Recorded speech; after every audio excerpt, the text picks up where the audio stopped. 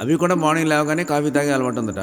నిన్ను లేపి పెట్టిస్తానంటే వద్దు సార్ పడుకోనివ్వండి అని తనే కలిపి పెట్టించాడమ్మా. నేను కూడా వస్తానండి. అన్ని పనులు మీరు ఒక్కరంటే అవుతాయి అవ్వని టెన్షన్ ఉంటుంది, పైగా స్ట్రెయిన్ అయిపోతారు.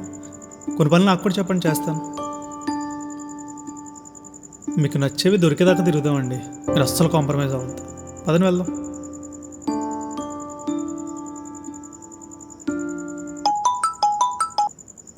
చెప్పవే. నువ్వు అన్నది కరెక్టేనే. అభిది వైఫ్ని చేసుకోవాలనుకునే మైండ్ సెట్ కాదు, హస్బెండ్ అవ్వాలనుకునే మైండ్ సెట్. రేపే నాతో మాట్లాడిద్దాం అనుకుంటున్నాను, హీఈస్ ద వన్ అని. తొందరపడకు. తను ఎవరితోనైనా రిలేషన్లో ఉన్నాడేమో అని తెలుసుకొని సింగిల్ అని కన్ఫర్మ్ అయ్యాక చెప్పు. అడిగితే బాగోదేమోనే. అడగకు, అబ్జర్వ్ చేయి. మ్యాక్సిమం తనతో టైం స్పెండ్ చేయడానికి ట్రై చేయి. ఫోన్ మాట్లాడుతున్నప్పుడు ఎక్కడో చోట పేరు పలకడం, చాట్ కనపడడం, ఫోన్ నవ్వుతూ మాట్లాడడం, నవ్వుతూ మెసేజెస్కి రిప్లై ఇవ్వడం లాంటివి జరుగుతాయి. అలా జరిగితే లైట్ తీసుకో, లేదంటే నువ్వు అనుకున్నట్టు మీ డాడీకి చెప్పే. సరే, థ్యాంక్ యూనే. Good night.